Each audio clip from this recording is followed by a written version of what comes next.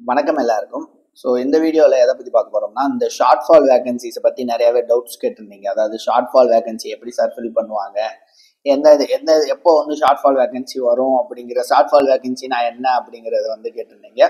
So அதை பற்றி தான் இந்த வீடியோவில் பார்க்க போகிறோம். ஸோ இதுக்கு முன்னாடி இப்போ தான் நம்ம சேனலுக்கு முதல் தடவை பார்க்குறீங்கன்னா நம்மளோட சேனல் சப்ஸ்கிரைப் பண்ணிவிட்டு உங்களோட ஆஸ்பிரன்ஸ் அண்ட் ஃப்ரெண்ட்ஸ்க்கு வந்து ஷேர் பண்ணி விடுங்க. ஸோ ஃபஸ்ட்டு வந்து ஷார்ட் ஃபால் வேகன்சி.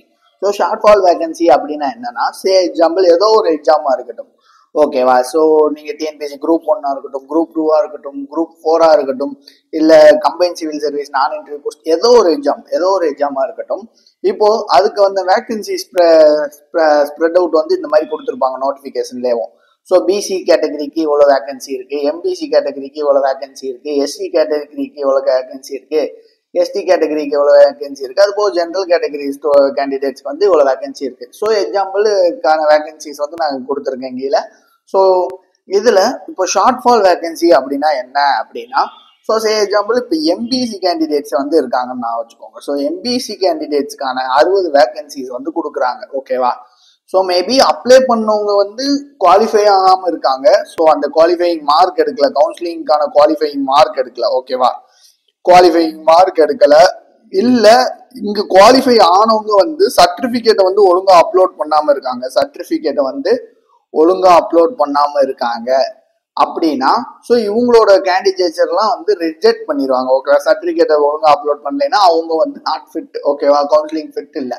ஸோ இப்போ இந்த 60 வேகன்சியில இருக்கவங்கள 60 பேரை கூப்பிடுறாங்க அப்படின்னா, இந்த 60 பேர்ல வந்து ஒரு 55 பேர் கரெக்டா போயிட்டாங்கன்னு வச்சுக்கலாம், ஓகேவா. ஒரு 55 பேர் வந்து கரெக்டா போயிட்டாங்க, ஓகேவா. மீதி 5 பேர் வந்து இந்த மாதிரி ஒரு ஏதோ ஒன்று சர்டிபிகேட்டை ஒழுங்கா ப்ரொடியூஸ் பண்ணல, அதே மாதிரி இந்த குவாலிஃபை ஆகலை, ஸோ அவங்க எக்ஸாம் எழுதுனதுக்கு அப்புறம் ரிசல்ட்ஸை செக் பண்ணல, அந்த மாதிரி எல்லாம் இருந்ததுன்னா ஸோ இந்த 5 வேகன்சி வந்து ஷார்ட் ஃபால் ஆகும்.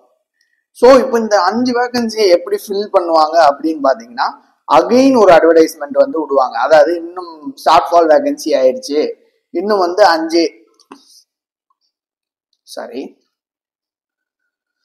இந்த மாதிரி ஷார்ட் ஃபால் வேகன்சி ஆயிடுச்சு, இன்னும் வந்து அஞ்சு வேகன்சி வந்து இந்த போஸ்டிங்க்கு இருக்கு அப்படிங்கிற மாதிரி அட்வர்டைஸ்மெண்ட் விடுவாங்க.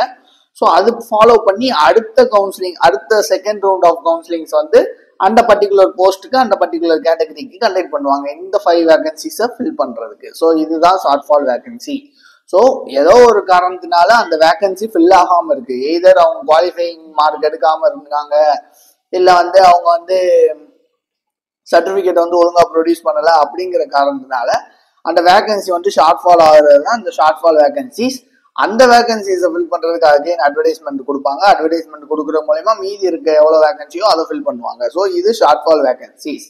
ஸோ இதுல ரிவைஸ்டு வேகன்சிஸ்னு ஒரு கான்செப்ட் இருக்கு. ரிவைஸ்டு வேகன்சிஸ்னா என்னன்னா, ஸோ எக்ஸாம் அப்போ உங்களுக்கு வந்து ஒரு நோட்டிபிகேஷன் விட்டுருப்பாங்க. எக்ஸாம்பிள் இப்போ ஏதோ ஒரு போஸ்ட்டுக்குன்னு வச்சுக்கோங்க, ஓகேவா. அதுக்கு வந்து எக்ஸாம் நோட்டிபிகேஷன் அப்போ வந்து உங்களுக்கு ஜென்ரலுக்கு வந்து 40 வேகன்சி இருக்கு, பிசிக்கு வந்து 45 வேகன்சி இருக்கு, எம்பிசிக்கு வந்து 50 வேகன்சி இருக்கு, எஸ்சிக்கு வந்து 65 வேகன்சி இருக்கு, இந்த எஸ்டிக்கு வந்து 65 வேகன்சி இருக்கு அப்படிங்கிறத வந்து எக்ஸாமோட நோட்டிபிகேஷன், அதாவது எக்ஸாம் ஆரம்பிக்கிறதுக்கு முன்னாடி ஒரு நோட்டிபிகேஷன் விடுவாங்க, அப்ளிகேஷன் நோட்டிபிகேஷன், அதுல வந்து சொல்லியிருப்பாங்க. ஆனா அதுக்கு அடுத்து வந்துட்டு எக்ஸாம் முடிஞ்சிடும், ஓகேவா. எக்ஸாம் முடிஞ்சிடும், நமக்கு ரிசல்ட்டுக்காண்டி வெயிட் பண்ணிட்டு இருக்க நேரத்துல வந்து ஒன்னு விடுவாங்க, நமக்கு வேகன்சி வந்து ரிவைஸ் பண்ணியிருக்கோம் அப்படின்னா. ஸோ அந்த வேகன்சியை வந்து ரிவைஸ் பண்ணியிருக்காங்க, ஸோ ஏதோ ஒரு காரணத்தினால மாத்திருக்காங்க. அது மாத்துறது வந்து சில டைம்ஸ் கூடலாம், சில டைம்ஸ் குறையலாம். இப்போ எக்ஸாம்பிள் இப்போ வந்து பிசி கேட்டகரிக்கு வந்து 45 வேகன்சின்னு நோட்டிபிகேஷன்ல சொன்னவங்க இப்போ அதுக்கு வந்து 60 வேகன்சி இன்க்ரீஸ் பண்ணியிருக்கோம் அப்படின்னு சொல்லுவாங்க. ஸோ இப்படி இது பண்றது, அந்த வேகன்சியை மாறுறது இருக்கு இல்லையா, இந்த வேகன்சி மாறுறது தான் வந்து revised vacancy. So short fall வேகன்சிஸ்னா இந்த 45 சீட்டு ஃபில் ஆகாம இருந்து மற்றவங்கள அடுத்த ரவுண்ட் கவுன்சிலிங் கூப்பிடுறது ஷார்ட் ஃபால் வேகன்சி. அதே ரிவைஸ்டு வேகன்சினா இந்த இதை வந்து வேகன்சியை வந்து எதர் வந்து ரிவைஸ் பண்ணுவாங்க, ஒன்று வந்து இன்க்ரீஸ் பண்ணுவாங்க, இல்லை டிக்ரீஸ் பண்றது தான் ரிவைஸ்டு வேகன்சிஸ். ஸோ இது ரெண்டு தான் வந்து short fall and revised vacancies. So இதுக்கு மேலே வேற எதுவும் டவுட்ஸ் எக்ஸாம் ரிலேட்டடா இருந்தால் நம்ம அதுக்கு முன்னாடி வீடியோஸ் வந்து போட்டிருக்கோம். ஸோ ரிசல்ட்ஸை பற்றி, அதே மாதிரி கவுன்சிலிங்ஸை பற்றி, அதே மாதிரி ஸ்பெஷல் கேட்டகரி ரேங்க்ஸை பற்றி, இதெல்லாம் பற்றி வீடியோஸ் போட்டிருக்கோம். ஸோ அதையும் போய் பாருங்க. இதில் வேற எதுவும் டவுட்ஸ் இருந்தால் கமெண்ட் செக்ஷன்ல வந்து மென்ஷன் பண்ணுங்க. ஸோ அடுத்தடுத்த வீடியோவில் பார்க்கலாம். தேங்க்யூ.